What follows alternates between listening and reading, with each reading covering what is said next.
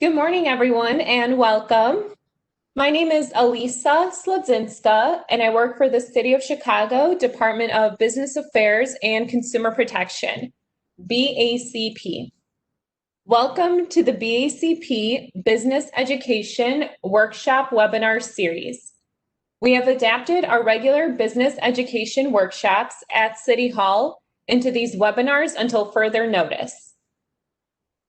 On behalf of our Commissioner, Rosa Escarino, I want to inform you that business licenses can be processed online where applicable by visiting chicagobusinessdirect.org.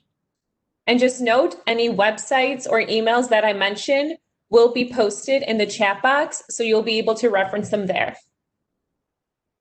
If you are part of the BACP Entrepreneur Certificate Program, you can get credit for joining this webinar by sending an email to bacpoutreach@cityofchicago.org. If you want to learn about the program, please visit chicago.gov/business education. To help guide your business and employees during Chicago's reopening process, please visit chicago.gov/reopening. Also, BACP and the City of Chicago's Office of Emergency Management and Communications created ShyBiz emergency alerts. You can opt in to receive targeted emergency alerts for the business community. If you are interested, please visit chicago.gov/ShyBiz alerts. Once again, all of those emails and websites will be posted in the chat box, so you can reference them there. And we encourage attendees to ask questions. Please use the chat box and send your questions to all panelists. There will be a Q&A session at the end of the presentation.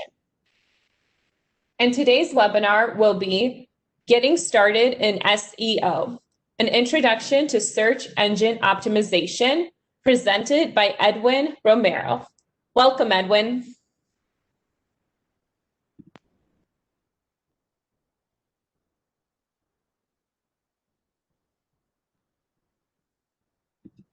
Hope you all can see me. Yes. Beautiful. Well, thank you for that kind introduction, and thank you for everyone who's attending the webinar. Over the next hour and a half, what I'd like to walk everyone through is a topic that is near and dear to my heart, search engine optimization, or SEO. And during that time frame, what I'll be doing is go through the agenda here. Is essentially going into some of my background, who I am, what I've delved into in terms of specializations, what is SEO, a definition, some misconceptions, and ultimately where you've seen search engine optimization at work. It's of SEO, not just to small businesses and businesses as a whole, but also to user behavior, and ultimately, why it's significant to jump on SEO as a small business. Your goals, ensuring that ensuring that SEO aligns with your business goals, and ultimately looking at some fundamental best practices, ensuring that your website, whether you have a website, accounts for a lot of the foundations of SEO, and then ultimately wrapping it up with a few final thoughts. Okay. So great to meet everyone. And again, thank you for coming out. My name is Edwin Romero, currently SEO manager at Capgemini. I have about 9 years of experience within the industry, and I've had the good fortune of working with organizations from varying sizes, including mom and pop shops, small businesses, mid-sized organizations, and Fortune 500 companies. On the right-hand corner, you can see just a subset of the organizations I've had, again, the good fortune of helping out in the organic front. Now, in terms of specialization, I've delved into creating SEO strategy, as well as building out technical SEO initiatives, content SEO initiatives, as well as offsite SEO. So some of this stuff here, particularly around technical content and offsite, might be very foreign to you, and that's completely fine.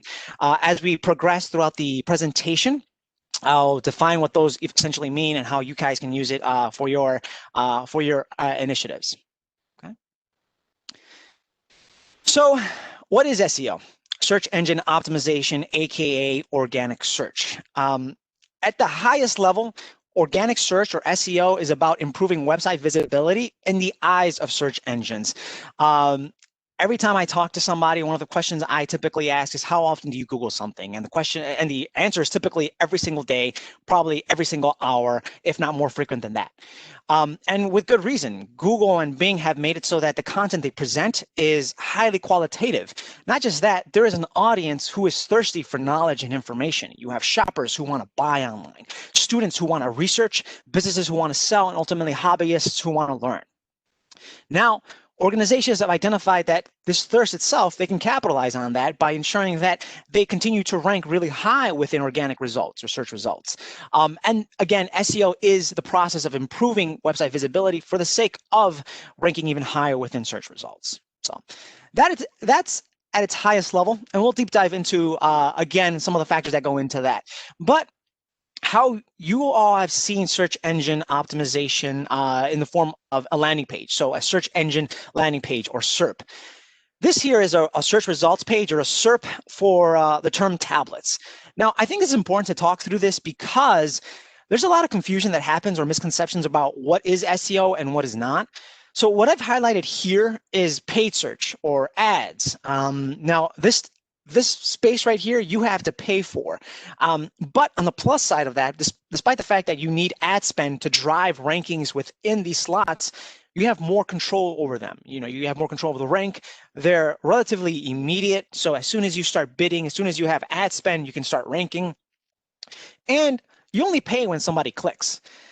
Now, again, this is a stark contrast to what organic search is. Organic search, highlighted in the blue, there is no ad spend, first and foremost. So essentially, you have to follow best practices to rank within these portions and in these slots. But within the space, there's great consumer trust. However, keep in mind that it's ever evolving. There's competition. There is algorithms that go into it, and we'll talk about that in a moment. But computations that decide what ranks where, a lot lower cost. Ultimately, you may have to pay somebody to help optimize it for you, or you may do it yourself. So there's a cost of time. But once you rank in a specific position, it is longer lasting than paid search or ads. So I've worked with organizations or small businesses that say, "Oh, I've done SEO. It's not that bad. I just hate having to pay for it. I hate having to take out ads for it." And at that point, I'm kind of like, pump the brakes, because it sounds like you're paying for ads and not necessarily SEO services. And then differentiating that is, again, crucial, because you might spend maybe $100 a month trying to rank, or even more so.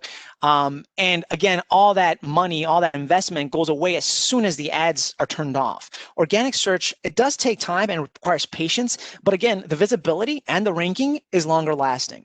So I like to call that out first and foremost. So this is the generic SERP. What I'd also like to break down is a localized SERP.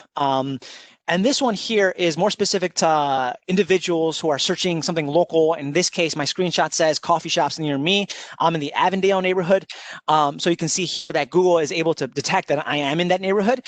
And what they do is they present results in the form of a local pack.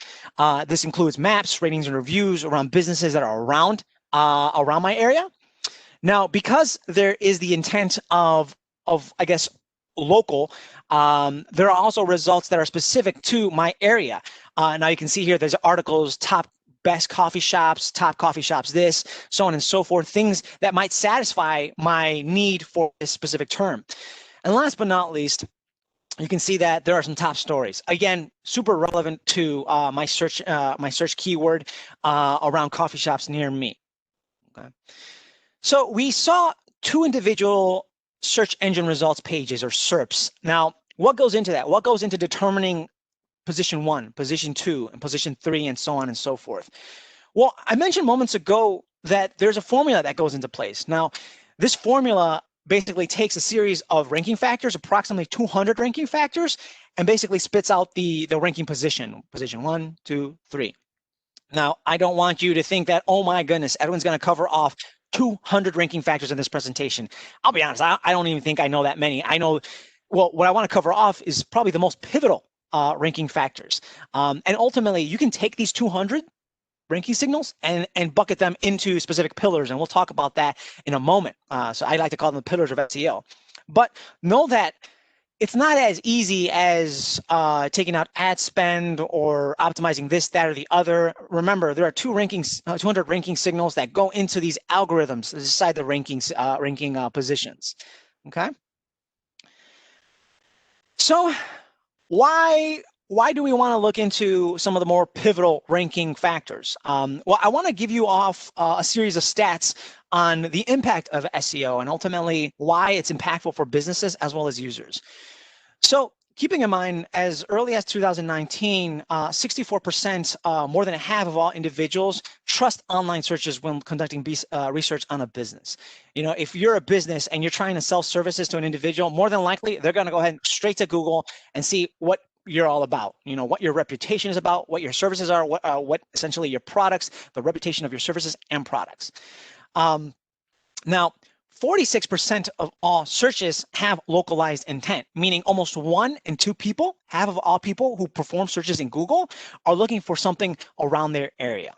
Now, bear in mind, this has more than likely shifted with COVID. Now, whether or not that is a higher percentage of users with localized intent or lower percentage of users with localized intent, I don't know for sure. But please keep in mind that ultimately half of all individuals were looking for local as early as 2018. Okay. Now, if you're selling services, products, keep in mind that the close rate for leads from search engines is at 14.6%, much higher than any other outbound leads at 1.7%. Lastly, 78% of all mobile searches, people performing searches on their device, resulted in an offline purchase. They've ever encountered a service or a product on their phone, and they decided to go ahead and purchase it either through on the phone, in store, or what have you. Okay. So that's all well and good. We know the significance of SEO, not just for search users, but for businesses. But I'll be frank, none of it really matters if you don't have business goals for yourself. I like to preface the best practices with thinking through what your goals might be, because honestly, SEO is only as good as what you've outlined, how your strategy is outlined. So what you want to make sure is that take your SEO strategy and align it to your business goals to see how search engines can work for you. That way you're not you're not optimizing around this one page or this other page or this portion of the site and essentially running around with chicken with its head cut off. You want to make sure that there is strategy, that there is methodical, and ultimately you're doing what's best to impact your bottom line. That's how you can definitely use SEO strategy, again, aligning with your business goals. So to do that, what I want to talk through briefly is key performance indicators, KPIs, against your goals, and and ultimately measure against that over time. Reason being is if you're optimizing your site, you want to measure progress to see, is SEO working for you? Is organic search working for you as a viable marketing channel? So to do that, here are a couple of KPIs you may want to consider. Revenue, of course. You want to make sure you're driving revenue, you're driving dollars. But some businesses or some organizations and websites may not really be impacted all that much by revenue. It might be that, you know, you are a blogger and maybe email subscriptions, contact submissions are more important. Or maybe you don't have e-commerce or you can't collect revenue from your site. Maybe you're more of a localized business, a restaurant, a tire shop, maybe phone calls, check-ins. So keep in mind what you want your KPIs to be, measure against that, measure against your goals, and track against time. So once you have a pretty good idea of what you want your goals to be, start building around it. Now, for those who don't have a website or are considering updating their website, keep in mind this idea of content management systems, CMSs. Right now, the most popular CMS is WordPress. I forget, it powers a large percentage of websites online. I want to say it's like 60% of all websites online are being powered by WordPress. but that might not be for you. Maybe you are an e-com site, or you're thinking about going into e-commerce. Shopify might be a good route for you. Or maybe you're an existing e-commerce site and you're growing to the point where you need to adopt new e-commerce technology. Maybe Salesforce is something that is up your alley, Salesforce Commerce Cloud or Magento 2. Or maybe you are a blogger or a musician or an artist, and WordPress, Drupal, or Squarespace may satisfy your need for a web presence. Just keep in mind what you want out of your website, what you want out of your brand and your organization, build goals around that, and then find the technology that would suit those goals. Okay. So with that, that's a lot to take in. Now, what I want to do is go over some fundamentals, getting started in SEO as a small business. And please keep in mind that some of these fundamental elements, it can be perfect for those just starting off in SEO. Maybe you're not a small business, maybe you're a blogger, and that's totally fine. Keep in mind those 200 ranking signals I talked about moments ago. I don't want you memorizing all those signals. Rather, you can actually bucket those into what I like to call the pillars of SEO. And I'll outline, there are 3, and I'll outline each of them. First and foremost, technical SEO. Technical SEO is about the process of improving search engine access to your website. Okay, so search engines can come by, visit your site, extract all the knowledge and insight that you have to offer, and they take that into their ranking signals. But technical SEO impacts the visibility of your website in the eyes of search engines. Now, let's say you fix technical SEO. You fix their visibility. You put on really good glasses for them. What do you want to present to them? Content SEO. So content improves improves optimizations around your web pages, your content, and ultimately gives you a chance to align your brand, your product, your services with how users are searching for your product, services, and so on and so forth. So this builds a level of relevancy between your site and users. So in addition to that, this is all taking place on your site. Technical SEO, content SEO is directly on your site, things you can manage. Where it gets a little bit more interesting is focusing on offsite SEO. These are factors that take place outside of your website, maybe in a pool or a neighborhood of websites, and ultimately Google is able to see, hey, you know what, these other websites, they think this way about this person's website. It's building your authority, your reputation in a neighborhood of websites, okay? So what I like to do now is a couple of things. I'm going to be sharing my, my slides here. But I also feel it's more impactful to kind of walk through some of these examples I have coming up. So bear with me. First and foremost, Google Search Console. I am surprised, based on the number of businesses, small businesses I've talked to, how many are not aware that Google Search Console exists. So Google Search Console is a tool Google offers for free, where users and webmasters can go tell Google, hey, we have a new page, we have a new site, measure clicks or traffic, impressions, how often you're ranking, and ultimately look at the health. So with that, what I like to do really quickly is give you a glimpse of how it looks like. So this here is my Google Search Console. Let's go over here, bear with me. It looks like it's lagging a little bit, so I apologize. There we go. So again, you get insight into performance, any kind of health issues, quickly looking at performance. You get to see the amount of traffic that is being generated, in particular over the last 3 months to my site, how often my website is ranking for specific searches. And then scrolling down here, you get to see the kind of keywords or search phrases that users are looking for, and then ultimately my site is ranking for, okay? Now, I can go on at length about the benefit of leaning on Google Search Console, but as an SEO that's been around as long as I have, this is one of my de facto tools when trying to figure out what is wrong with my site, what opportunities exist in my site, and ultimately anything in between. So keep in mind, it is free. You do have to verify, but keep in mind that this is something that you can put in your tool belt. The other item I'd like to talk through is Google Analytics. So this is slightly different from Google Search Console. Google Search Console solely focused on the organic channel, Google search results. Google Analytics is an analytics platform that measures traffic across various channels: social, email, organic, paid, and much more. Now, similarly, what I'd like to walk through is my portal here. Now, it can get extraordinarily robust. You can essentially drill down as niche as you want it to be, or as specific as you want it to be, or you keep it as high level as you want it to be. Again, this is a free tool from Google. You can measure the acquisition, how essentially you've acquired specific users, their behavior, and if you're an e-commerce site, conversions. This can get extraordinarily powerful for small to mid-sized organizations and even the larger organizations as well. Something I highly recommend everyone looking into and ultimately verifying.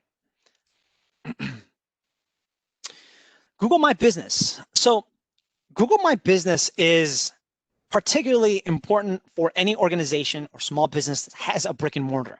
You're a tire shop, you're a coffee shop, particularly around these times, you want to make sure that you have a Google My Business. So Google My Business is the solution that that Google has built up so that small business owners can have a say, can have a voice when users are looking for their small business or something relevant to their business. Similarly, walking through how Google My Business is set up. Now this here is my parents' shop out of Logan Square. You can essentially, again, have a voice between your audience as well as your brand. You can create a post. You can ultimately add photos. And if you want, you can take out ads, of course. What's really interesting about this is there's a slew of local SEO ranking factors that I won't go into right now, but know that your ranking performance within localized searches can be impacted by what you provide here in Google My Business. So ultimately, this can impact your business substantially. So I also recommend, as small business owners, verify Google My Business and make sure you start tinkering in there. Similar to Search Console and analytics, you can also look at insights on how people are finding you, trends over time, and ultimately any kind of conversions or KPIs that you want to measure against, visits to the website, phone calls, so on and so forth. Okay. A wealth of knowledge within Google My Business, so I can't recommend it enough. So next stop here is mobile friendliness. Now, mobile friendliness, by now, anyone's website should be mobile friendly. If it's not, if you're building a custom website, that's totally fine. Just make sure that there's mobile friendly, that mobile friendliness is kept in mind. And if you're unsure, honestly, if your site is mobile friendly, I'm going to show you Google's mobile friendly test in a moment. But the reason why mobile is so important nowadays and going forward is more and more people are on their devices. More and more people want content quickly, and a mobile device ultimately is the de facto device when search engines are determining their ranking ranking algorithm. Right now, the ranking algorithm is mobile first, meaning that Google looks to the mobile site as opposed to the desktop site to determine ranking positioning. Okay. So like I mentioned earlier, if you're unsure if your site is mobile friendly, and I believe most sites should be, particularly when they're on content management systems and ultimately some of the more popular CMSs, they should be mobile friendly. But if you're unsure, go to this URL right here, mobile friendly test. You can even Google it. So right now I have a website for our friends, pittyclothing.com. If you have a pit bull or you like cute pictures of pit bulls, I highly recommend it. It is adorable. In any case, if you're curious about your website, plug in your URL and see if ultimately your site is mobile friendly. In Pitty Clothing's case, it is mobile friendly. There is a responsive site, meaning it can convert from a desktop to a mobile site. Okay. Page speed. Now, you see the right-hand side over here? The right-hand side over here, you see how it's lagging? It's annoying, isn't it? It's terrible. So like, page speed is extraordinarily crucial. Now, keep in mind, this is intended that way. There's nothing popping up, nothing is going to pop up, but it is aggravating to get that circle of death. You know, what you want to make sure ultimately is that your site is as fast as it can be, that anything that's slowing it down, that you kind of push it to the side or fix it. Now, it can be a little bit more technical, but keep in mind that page speed is a ranking factor for Google. Now, going into 2021, it's going to be just as important as in previous years. Now, if you're curious to see how is your website, your web page doing in terms of page speed, there are tests online that you can perform. Now, similarly, for our friends over at Pity Clothing, I ran a page speed test here. Now they have a score on the mobile side at 36. To get it 100, it's possible, but you'll need like a very clean page, basically devoid of any images, any JavaScript, anything technical. So it's not too bad. It can definitely be improved upon.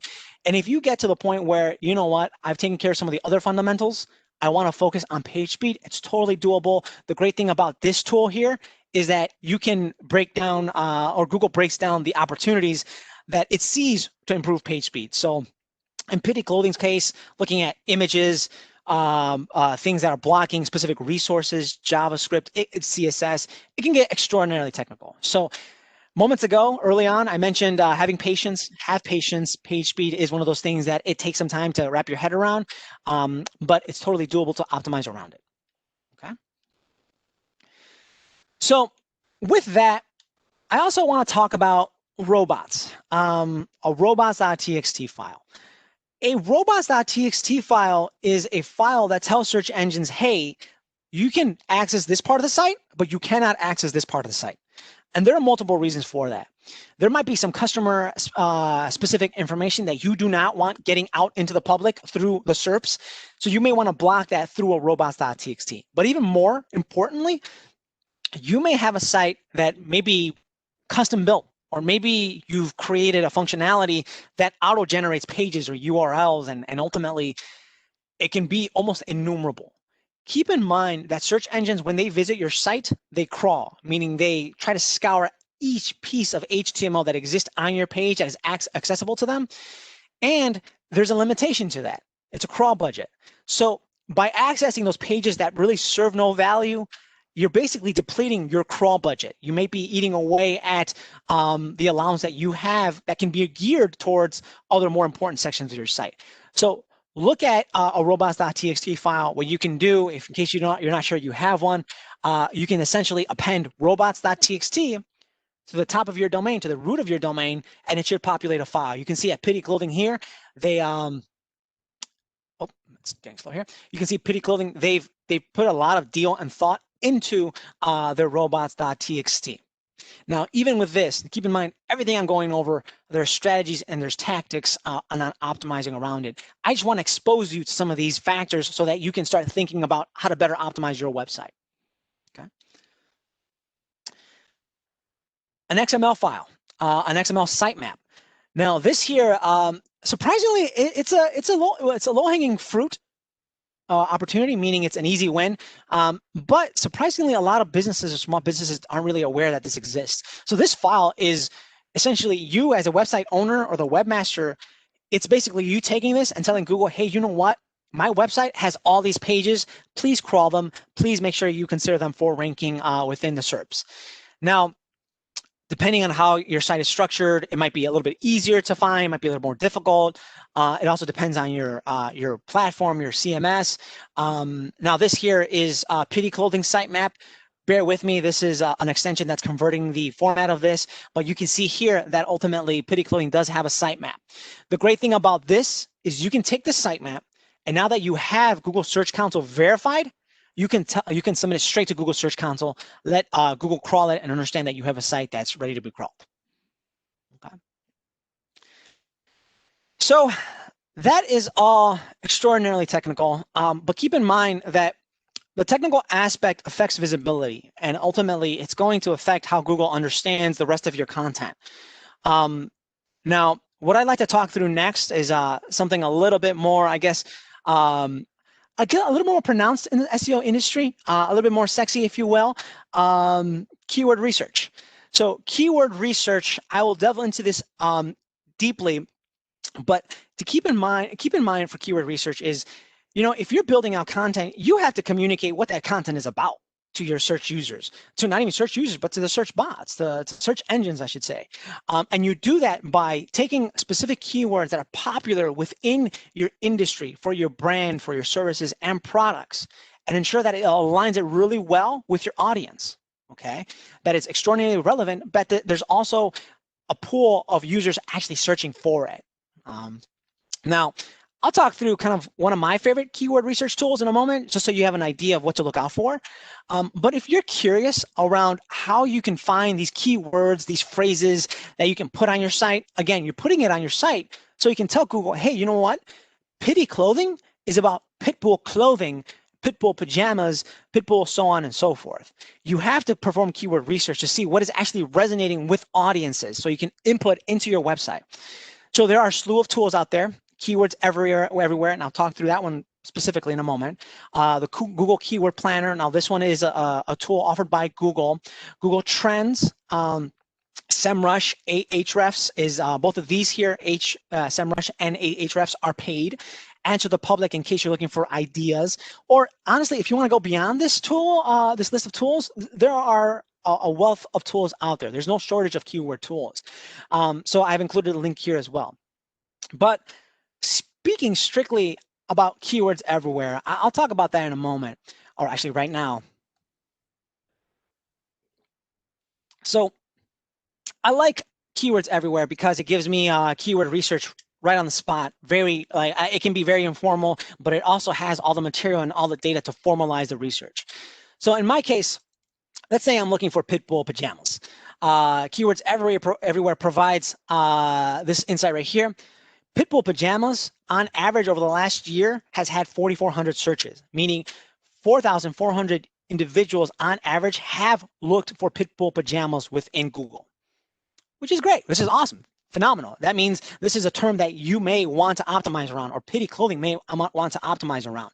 You can also look at trends on the right-hand side. How popular has it gotten over the last couple of years?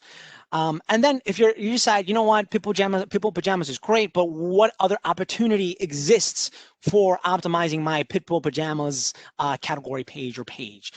You can also pull in related keywords, pit bull pajamas for adults, pit bull pajama patterns. You know, this is all really, you can use it however you feel would benefit your content, your website.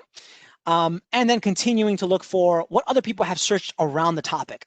Dogs in pajamas, dog Christmas pajamas, clothes for pit bulls, so on and so forth. Now, this tool itself, it's not free, but I'm not going to say it's costly because I don't feel like it is. It cost me $10 for 100,000 credits. One credit equals one keyword and its data and its information. Now, to give you an idea of where I'm at right now, I'm an SEOer, so I perform keyword research on a regular basis. And I bought this back in, I think, March, right around the time the lockdown started happening. And between March and now, I still have 17,000 credits left. So $10 for, what's that been, about almost 9 months, 10 months? It's not bad. And it's extraordinarily useful and insightful, and you can actually break down, you get a wealth of information. I can go on and on. But in case you're looking for some keyword research tools, I like keywords everywhere. But if you want something more affordable, feel free to take a look at the list of tools. And of course, there are other tools as well. Okay. So let's say you've optimized your content for, let's say you're pitty clothing and you've optimized your content around pitty pajamas, pit bull pajamas. What do? You want to make sure that you're tracking against those specific keywords that you've identified to, again, measure against progress. You can do so now through keyword tracking tools, performance tools, SEMrush, Ahrefs, they can track keywords for you. Moz can track keywords for you, and I think Moz is actually pretty intuitive. So really easy to use. If you're a small business with multiple locations, Bright Local, Yext are other tools that you may want to look into. Okay. So we talked about keywords. Where do you place them? It's easy for me to say, take the keywords and put it on content. But what elements of the content, or what content elements? Let's talk about briefly page titles. Page titles, you may have seen, and I'll walk through some examples of what they look like. But page titles are the name of a document. My name is Edwin Romero, and that identifies who I am. It's an important part of who I am. And with that, a page title is a significant portion of what the page is about. It's its name. And as such, the page titles are the most significant single SEO element that you can optimize around. Okay. So with that, don't neglect page titles. Make sure that you're looking to optimize around that. There are some best practices, but before we get into the best practices, I want to show you where you can find them. what ultimately you can do is do your keyword research, perform your keyword search, I should say. Scroll down just a little bit here, and what you'll see is matching pitbull pajamas, pity clothing. Not many users are aware of this, but this is the page title right here. It's right in front of the user's face. So you want to make sure that you optimize around it, that you have a keyword that's put in place. You want to keep it short. You want to keep it between 55 and 65 characters so it doesn't go over and ultimately what we call truncated. We want to cut it off. To give you an example of what happens when you go over, Pinterest here has this page title, Christmas Pitbull Pajamas by Tooth and Honey, Big Dog Clothes, and it just gets cut off. It's a little bit too elongated. Keep it succinct. Keep it eye-catching. Make sure that you stay relevant. Depending on your line of business, depending on what services you offer, you may ultimately want to include, it sounds silly, emojis. So I forget, I think it was HubSpot or some brand online found that emojis impact how users interact with a website within the page title. I'm not saying do that, but get creative with it. Think outside the box. Another area you can go ahead and find the page title is when you're looking at a website, you hover over the page right here, the tab, Matching Pitbull Pajamas, Pity Clothing Co. and Company. So going back to the SERP, Matching Pitbull Pajamas, Pity Clothing Co.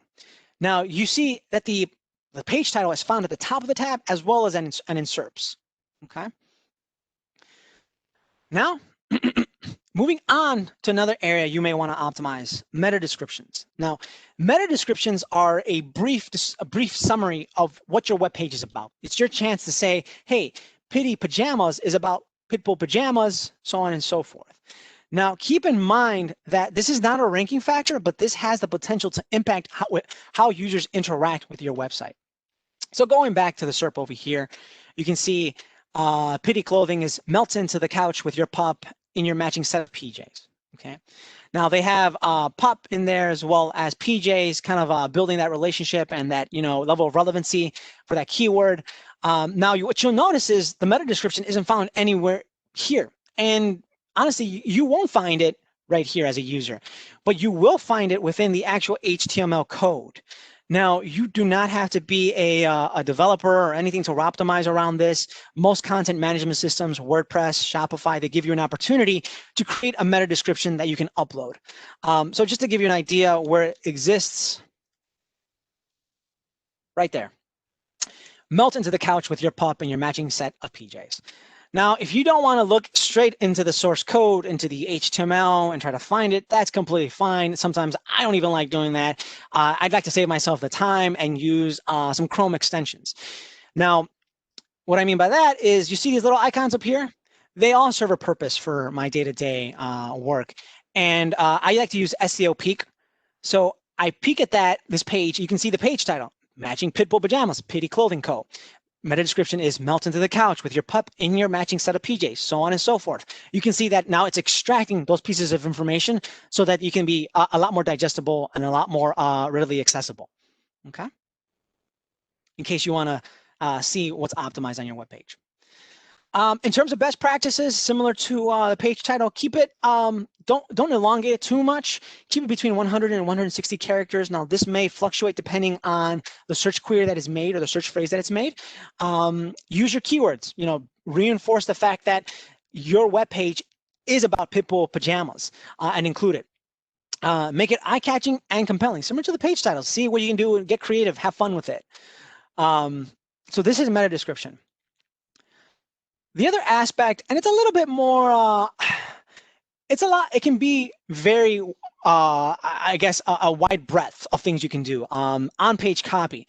So what this basically means is optimizing your web page, including the keywords Pitbull pajamas throughout the entire web page. Not just the page title, not just the meta description, but ensuring that you reinforce it time and again.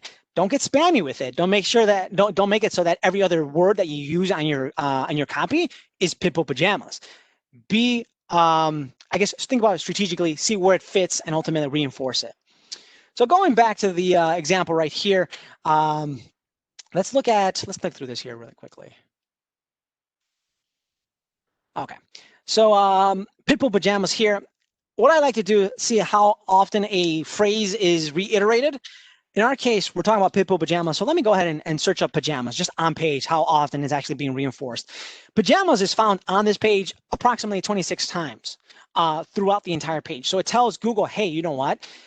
This entire web page is about Pitbull pajamas. You can see it in my page title, but you can also see it on the content that exists on this page. In terms of Pitbull, it's reinforced 6 times. So there might be some opportunity to include more Pitbull references so that it lands a little bit closer to pajamas. But as you can see, what Pitty Clothing is doing is it's working out for them. Pitbull pajamas at 4,400 searches per month on average is ranking in position 1 below the ads. So they're doing a really good job. So briefly, other areas you can optimize and include your keywords. I don't really have any examples here, but I will just speak to them. The URL structure. Keep in mind that your URL can include keywords and can target specific phrases. Navigation, you know, the links found up here. You can make it so that they're ultimately including keywords. You can talk about header structures or H1 tag. I'll talk about this one a little longer because an H1 tag is, it follows the topic of the entire web page. The precedent of the page is set by the page title. So Pitbull pajamas, then underneath it is going to be the H1 tag. Below that is H2, H3, so on and so forth. H2 beyond, you can optimize around it. That's totally fine. But the one that you should pay attention to always is the H1 and ensure that it is search engine friendly, includes keywords. And links and anchor text. So elaborating on this one a little bit further, the links that are built between one page and another will affect how the target performs. So anchor text is basically the words you use to build a link. So again, using Pitbull clothing, let's use Pitbull pajamas right here. So focusing on Ninja Bread Pitbull pajamas, this is the anchor text right here. So when Google comes around and clicks this link, they say to themselves, oh, you know what? This web page that's being linked out to, it's about Ninja Bread Pitbull pajamas. It's relevant to Pitbull pajamas, okay? So make sure you look at your links, look at your anchor text, and optimize around that. This is particularly important for bloggers and those that basically write on an ongoing basis, okay? So moving away from content and looking at things offsite, what I like to do now is talk about link building. So I have a graph here. We have 4 websites, website A, B, C, and D. They're all linking to your website. Let's say it's Pitbull Clothing. It's linking out to Pitbull Clothing. So all these websites, if they're about, let's say, dog bloggers, they're about dog clothing reviewers, dog this, that, or whatever, they're a neighborhood of relevant websites that are linking out to Pitbull Clothing. When Google goes around to that website A, B, C, and D and find that link to Pitbull Clothing, it tells Google, hey, you know what? Pitbull Clothing seems pretty relevant for pit bulls, dogs, and clothing. So maybe they have a reason to be ranking pretty high within search rankings. So building this neighborhood of links, these neighborhood of websites that link to your website is powerful, but it also can be a little tricky. It's probably one of the more difficult things you can do as a business, building links. But know that by building links, you reinforce relevancy, you reinforce how often, how likely you are to rank around specific search phrases. This is particularly important for local businesses. So if you're a local business, a small business, and you want to start link building, that's totally doable. You can start by looking at chambers of commerce. If you're in a specific neighborhood and they have a chamber of commerce website and you're a member, just make sure that there is a link found in a directory. Most chambers have directories. So that's an easy win right there, a link from a chamber of commerce. If you participate in local events, look at local calendars and ensure that there's a link out to your website from this local calendar. If you have a service or product that is outstanding and you want to be including in certain kind of guides, look towards best of guides, seeing if you can be included in an existing best of guide, or if you already are included, reach out to the webmaster or the website owner and ask if you can have a link. If you have certain interests, now here I call out donations, but let's say you have a hobby and whatever organization you're participating or partnering with regarding donations or your hobbies. See if you can have a link from those websites on over to your website. It doesn't hurt to ask. Then again, on a more local level, any awards, any shout outs or directories, they are easy wins to get links back to your website. The reason why this is more significant for local businesses is because Google needs a reinforcement to have you rank for localized search engines, localized search results, I should say. Moments ago, we talked about coffee shops near me. Those websites in part can benefit from local SEO link building. Okay, so I'll leave this slide with this message: do not buy links. I can't tell you the amount of horror stories I have heard about, especially small businesses, which sometimes they don't know any better. They engaged an SEO partner, and they were promised that we'll build you links, and give us about a month, 2 months time, and we'll see what happens. And ultimately, what ends up happening is that this partner of theirs ends up buying links from very spammy sites. They fulfilled their promise, they built links, but they didn't go about it the most optimal way. Now, what you're facing is decreased rankings. Your backlink, what we like to call your backlink profile, meaning your pool of backlinks, links linking out to you, it's toxic. So all of that is going to require cleaning up. I've heard of businesses who've had toxic backlinks and they've had to really scrap their domain and start fresh on a new website. So all of that, it's just a pain.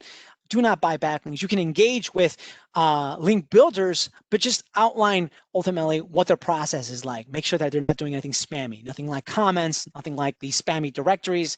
Definitely keep on top of them. So because there is such a manipulative nature with backlinks and link building, and I'm going off on a tangent for a second, Google has gotten a lot smarter about building references to brands, to websites without the need of link building. And I think this is particularly most evident within local SEO. So what you want to do is build citations. So make sure that your brand is cited in other types of relevant websites, and ultimately reinforce what we call NAPW. So build out a reference, your name, your address, phone number, website URL, time and again, not just on your website, which I encourage you to do, but in other areas as well. Now, if you're thinking about where can I reinforce not only the call out to my brand citations, but the name, the address, phone number, website URL, you can do so in Google My Business. Google My Business is a great way to start building out this. Additionally, you can go to Bing places, Bing's equivalent of Google My Business, Yelp, Facebook, Yahoo Local, TripAdvisor, Foursquare, that's still around, and a suite of other websites. You want to go ahead and submit your brand and reinforce NAPW. Now, other areas you can go ahead and reinforce the name, address, phone number, website URL is honestly your website. You can include it on the content. You can include it in the footer. You can include it in the header. You can include it in page titles, meta descriptions, so long as it makes sense. You can continue to reinforce that, hey, you know what, let's say Pitbull Clothing was a local business. It's local for Chicago, and it has this name, this address, phone number, website, URL, and so on and so forth, okay? So with that, I like to leave a few final thoughts, and I think it's important. I think as business owners, as an SEO or myself, I've had to time and again tell stakeholders is SEO is a process. It requires patience. It requires time. It requires you to understand what best practices are and make sure that your website abides by best practices. It does not happen overnight. I've had clients upset and I've had clients fire me because I would not commit to an overnight success. I would not commit to #1 ranking. That's not promised. You put in the work, sure, and it will pay off, but have patience. Tackle the pillars of SEO: technical, content, offsite. You can even tackle this sequentially. You look at technical SEO first to make sure that nothing is blocking the visibility of search engines so that they can go to the content and establish that relevancy, which can ultimately feed into the offsite authority that you will have. And last but not least, claim your local listings, particularly if you are a small business in a local area. That includes Google My Business, Bing Places, Yelp, Facebook, and etc. Continue to build citations and the name, address, phone number, and website. Okay. Above all, have patience. It definitely does have time. Take time. You can see my website from earlier. In the last 3 months, I've established about maybe 200 clicks or something like that. But it does take time. It takes time, and you'll definitely get there.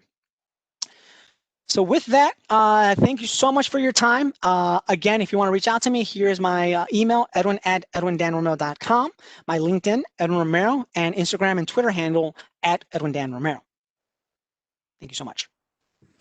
Thank you so much, Edwin. That was a very detailed presentation, and honestly, those examples were super helpful. So thank you so much for walking us through all of that. We are going to open it up to questions right now.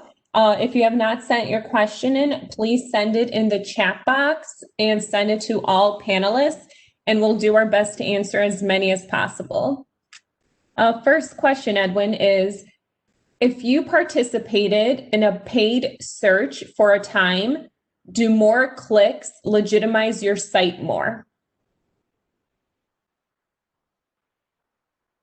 Oh, I think you're muted. Oh, there we go. How's that? Good. Awesome. So that is a question I get for some time. You invest all this money into paid search, you'd hope that it have a trickle-down effect to your organic rankings. Unfortunately, that's not the case. And this is why I say, this is why I love SEO so much, is that it has a longer lasting effect. Once those paid ads go away, they go away. You can strategize around how paid ads impact or play with your organic listings, but just keep in mind that once those ads are gone, it doesn't really impact organic search. Rankings, I should say, organic search rankings. I do want to make an announcement that this webinar is being recorded and will be available on our YouTube channel, which is youtube.com/Chicago BACP. I will post that website in the chat box. A next question is, what is WordPress? So maybe can you explain WordPress and a few other options and what they actually are? Yeah, for sure. Let me go back to that slide here. Okay, here we go. So WordPress is what we like to call a content management system, which is another form of just a platform. So as small businesses owners, the last thing you want to do is learn to be a developer and develop your own site. So there are packages that basically come pre-built so you can build your website. WordPress is one of those platforms that builds basically your site for you. Now, there are, I guess, aesthetics that may differentiate between others, but WordPress is essentially a location that you can build your site on.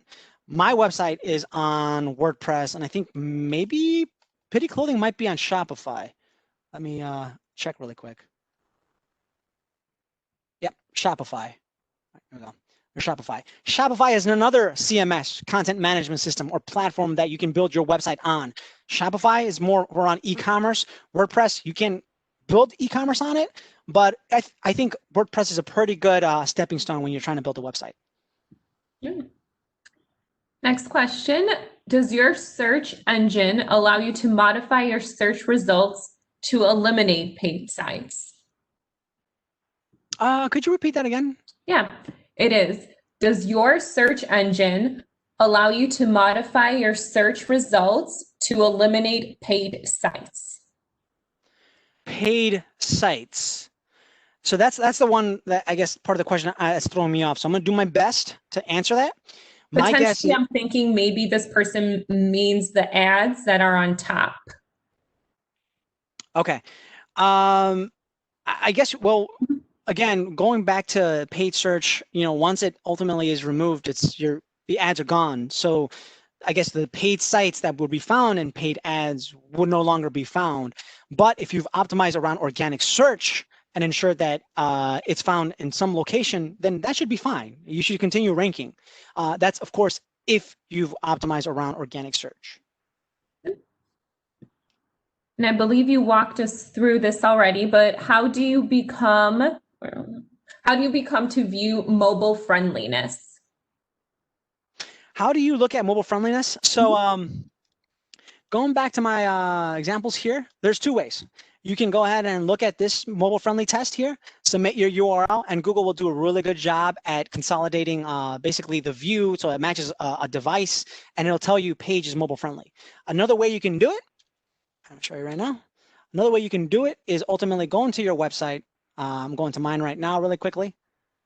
And you see over here on the edge, you can kind of close it. You can start seeing, okay, is this website mobile friendly? Is it adapting to the screen size? It's a good indicator of, you know what, this website is mobile friendly. It can adjust for the display or the device screen size. It's another way. Is Google My Business only available for websites created through Google? I want to say no. I don't know the answer to this, and I apologize, but I want to say no. I want to say no because a lot of small businesses that are either pop-up shops or even just that really don't have the resources to build a website also have Google My Business locations found in the maps. So you might be able to go ahead and create a Google My Business without having a website. Now, actually, I've heard this before, and it's pretty interesting. So I've heard that Google My Business was Google's attempt to, an attempt by Google to provide a website for webmasters or business owners that don't have a website. So that instead of users being lost and not really knowing where to go, they go straight to Google My Business. So it might actually serve as a website as you're building up yours in the meantime. Good. Question is, robots only see what's published though, correct? Yes, unless you've made like certain drafts public. Now that doesn't really happen. You have to be logged in and all that stuff. So for the most part, yeah, you'll be fine. It has to be published for it to apply.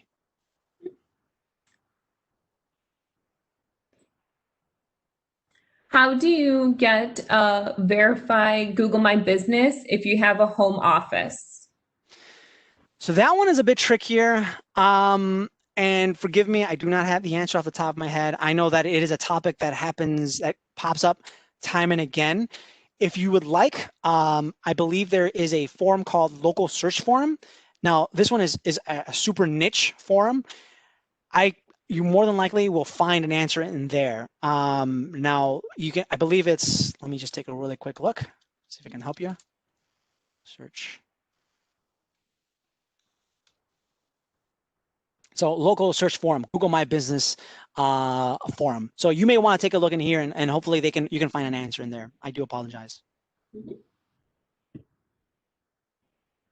How and where do you buy keywords?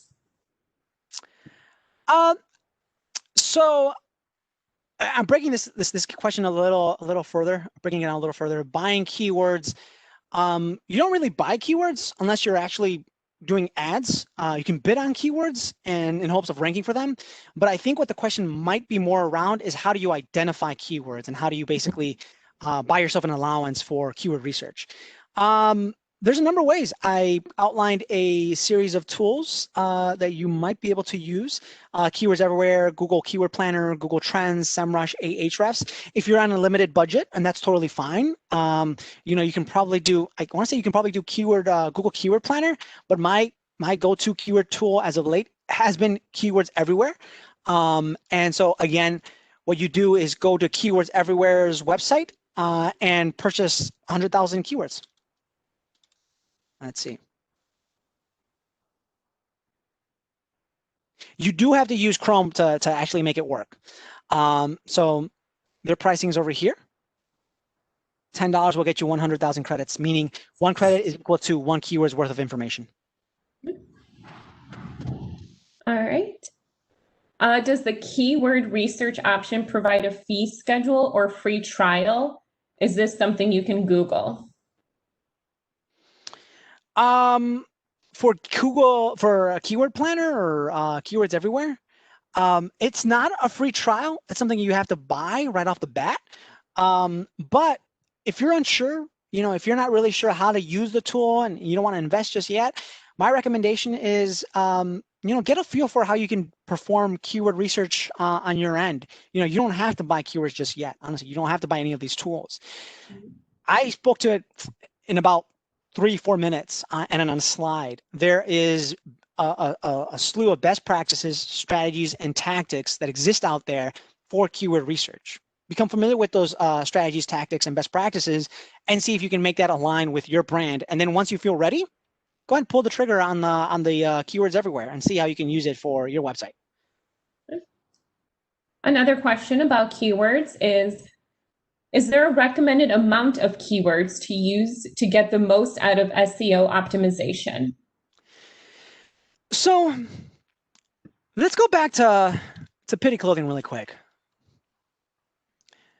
So what I want to do is basically hover over this shop here. Notice that there are different categories, pajamas, onesies, bandanas, collars, branded merch, focusing on these top right here. You're not going to want to use Pitbull pajamas on the bandanas page. You don't want to use them bandana keywords on the pajamas page. So you can identify a whole bunch of keywords that are relevant to a specific web page and optimize around it. I do caution this though, you don't want to make the content that's found on that page sound very spammy. You know, right now, melt into your couch with your pup and your matching set of PJs, your pup will thank you. It's pretty good. It's pretty succinct. It gets right to the point.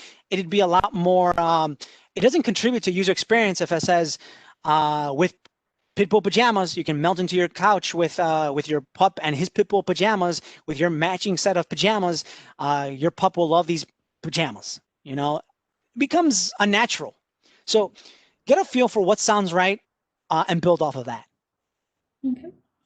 And you just showed us that drop-down menu. Is that something you recommend, or listing out like bandanas, collars, gift card at the top, or drop-down menus just as, you know, search found?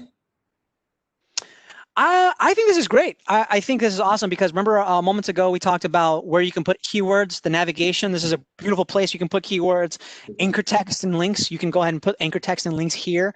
Again, building that, reinforcing the relevancy. And I think this is great. Good.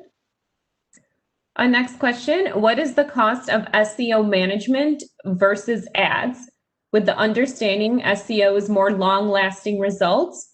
Ultimately, are we investing in the strategy more so than the execution and follow-up? So that is really dependent on your partner, really. And you want to, so as a small business owner, you want to make sure that you're getting the most bang for your buck. You know, like you're already, you know, investing into X, Y, Z, and the last thing you want to do is invest into a channel that's not going to be fruitful. So you want to, I don't want to say interrogate, but you want to make sure that you ask the right questions to your provider. Are they just building out the strategy? You know, some SEO vendors, what they do is they get paid for an audit. They just give you the audit and they say, you know, here are the findings we found. You can go ahead and make them yourselves, or for additional fees, we can go ahead and execute it for you. You know, I think it's best to be honest at the start of the engagement, the relationship. Question is, do product tags invisible to the user help with SEO, because bots can see those, right? The product tags, I'm not really familiar with that. I'm guessing maybe you mean the product tiles here, maybe, I'm not sure. But keep in mind that if it's in the HTML, Google will more than likely find it. You know, I didn't delve too deep into it, but how they basically behave. Google assigns out a piece of software called a crawler, so like a little spider. And what they do is they basically scour the entire web page, look at that's accessible to them, the HTML, parse it through, generate the web page that users are supposed to look, and take it back. And that's how they start indexing it and determining where it should rank. So if it is accessible within the HTML, it more than likely is accessible within the to search engines. Okay. Let's see. Someone's asking, I'm curious about your research process when you're looking at your own site and competitor sites. Sure. What's the first step and the following ones? Sure. So for first and foremost, it's going to be dependent on your brand. You know, your brand, your organization, what you have to offer, what services you have. So, and it sounds like it sounds like, oh, I know what my services are. I know what my products are. But the reason why it's important to understand what you have to offer, because eventually you're going to have to tie what you have to offer with what search users are actually looking for. And as you're doing that keyword research, you know, as what I'm doing, when I write an article or a post, I try to see if anyone else has written about it. And if they have, that's great. You know, it means I can get to what the competitors are doing, what they're not doing. But I also get to see what keywords they're optimizing around. I might be optimizing around a specific keyword, thinking this is the holy grail of keywords.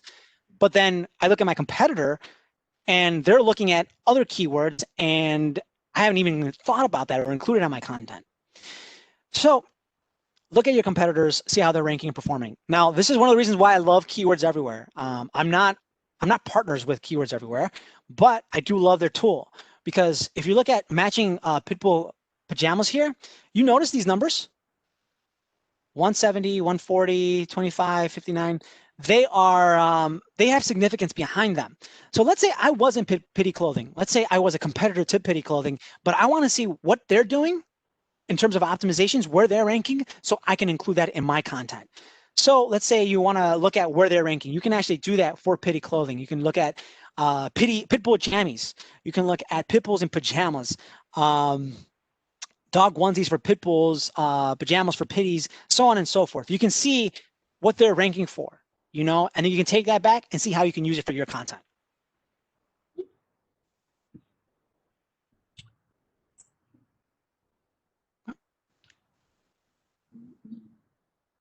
And once again, I just want to make an announcement that this webinar is being recorded and will be available on our YouTube page, which is youtube.com/Chicago BACP. For link building, are posts on LinkedIn that include a link to your website effective for link building?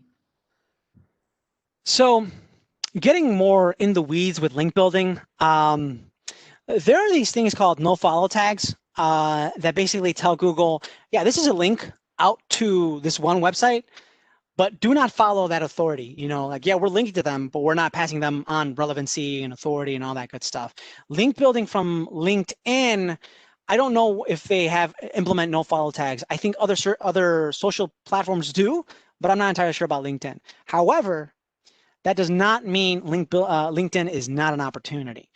I myself, I'm on LinkedIn pretty regularly, and I love it because not only am I posting regularly, communicating with individuals, but I have my information. So when somebody online in Google is looking up Edwin Romero, not only is my website found there, Twitter's found there, but LinkedIn as well. So you can actually use it so that in the event that someone is searching your brand, your company, you can use it so that it's ranking alongside your other properties online.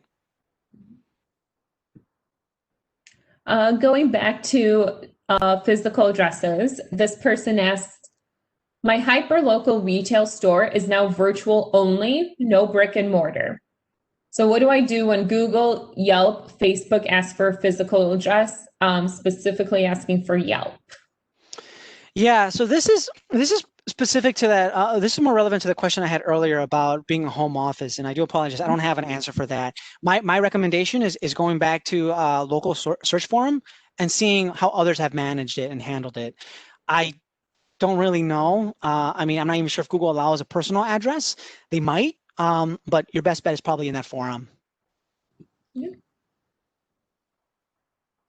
How do you get to the Google Analytics chart? I tried to find it, but Google is having me set up or sign up for various things.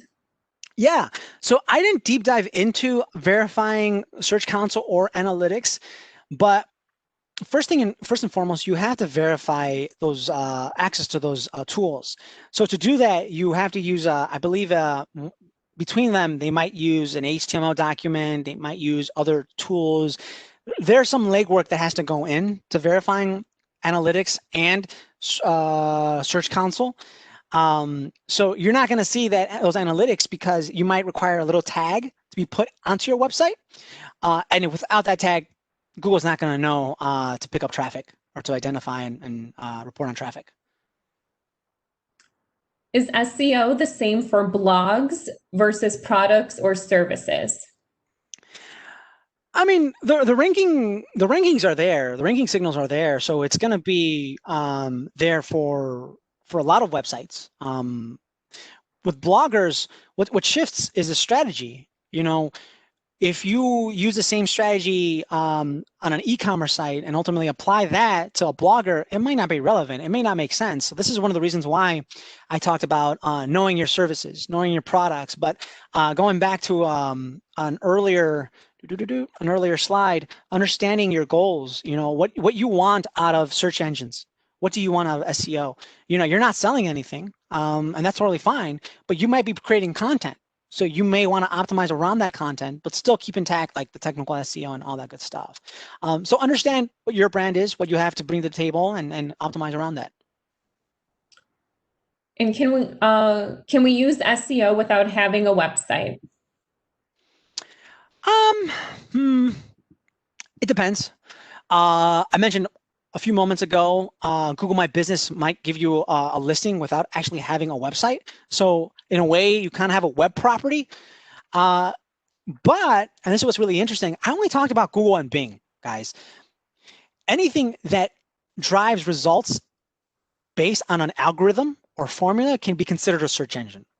We're talking about Instagram, you know, hashtags, the use of hashtags via Twitter, LinkedIn, YouTube. YouTube is huge. YouTube not only doesn't rank within regular Google results, but you can optimize around YouTube videos within YouTube like it was SEO. So in a manner of speaking, you can use SEO without having an actual website. How do I approach SEO on photos? This person's business says photos are the first attraction for their product. That's great. No, that's really awesome. So there's image optimization. So with image optimization, going back to a brief call out I made earlier, URLs. Look at the URLs, making sure that they're as descriptive as possible, you know, that they retain keywords, but again, they're descriptive. Optimize the image URLs, and that could be when you're uploading it, even before you upload it to your website. You can optimize the images within your folder where the images are housed, and then upload it. They come optimized already. Now, at least in regards to URLs. Now, taking it a step further, what you can do is optimize around alt tags. So most content management systems give you the opportunity to include an alt tag or an alternate tag. So this is a ranking factor. It's meant to basically tell Google's smart, don't get me wrong, but they still need a little help on deciphering what things are, particularly around images. So an alt tag basically tells Google, hey, you know what, this image is about this this topic. And the alt tag, you can speak to that topic and include keywords there as well. What extension showed meta tags? Yeah. So you can use a number of extensions. I like to use this one called SEO Peak. It's pretty clean, succinct, nothing too crazy. Let's give it a second while it loads. Has a page title, meta description, H1 tag we talked about. We didn't talk about meta keywords. That's not a ranking factor, and you're probably doing yourself a disservice if you even use that. And other information.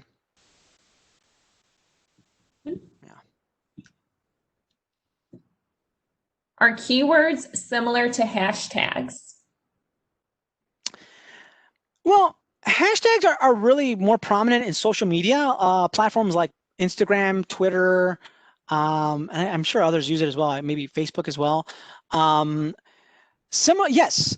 In a way, yes. In a way, no. So if you have a page or a post that you're putting on Instagram and it's about Pitbull clothing, let's say you do hashtag Pitbull pajamas. Now, you basically attached that image to the topic Pitbull pajamas, and when somebody is browsing through a series of Pitbull pajamas in their feed, there's a likelihood that they might come across yours because you've attached the hashtag to your image. Does it help to have consistent tags for images for your logo, for instance? For the logo, I mean, I'd recommend, you know, for the logo, assign it the actual the name of your organization or company. That way, you're building your brand. You know, you're basically reinforcing that this organization XYZ is attached to this logo, and you're just continuing to build that relationship as your logo gets passed on.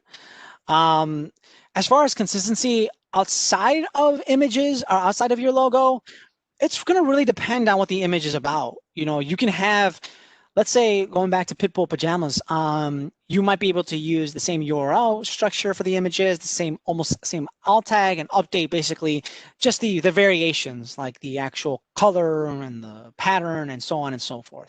So yeah, you can use almost a similar pattern, but you definitely want to be nimble and flexible enough to adjust.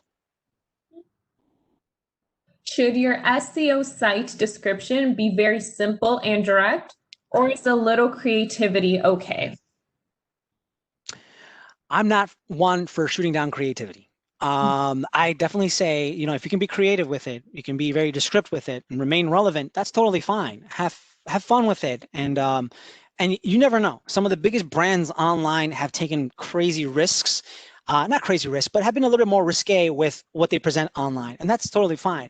But again, going back to earlier, be flexible with it. If you find that, you know, I was creative with it and it doesn't work out, maybe I should follow this other strategy, that's completely fine as well. Mm-hmm.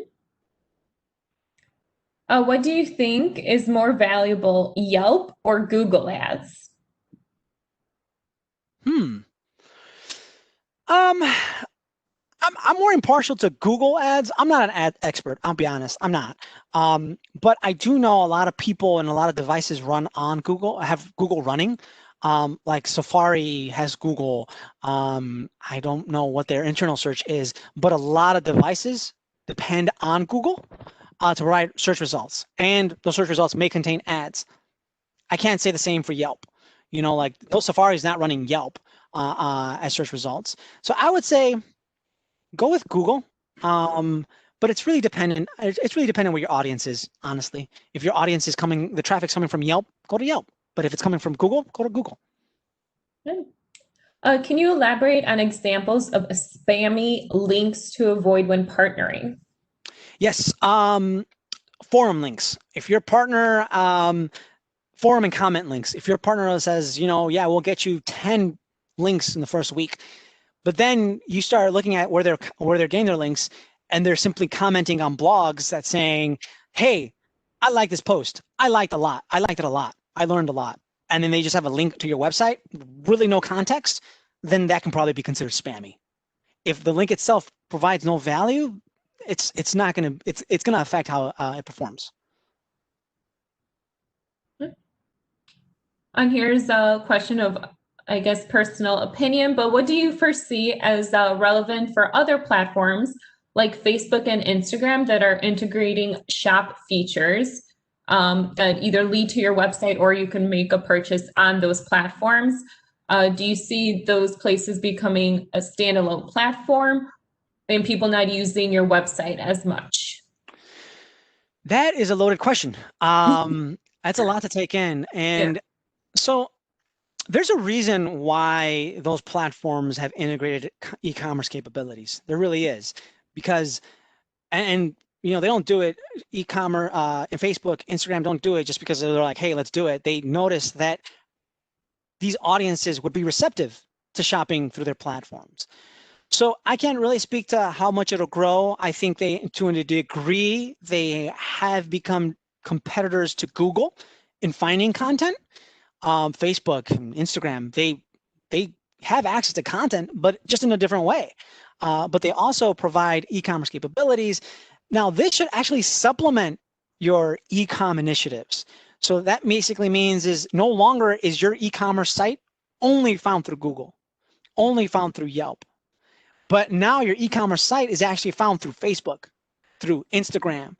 Now you open up more opportunities and basically open the door for more users to come by and shop with you. Good.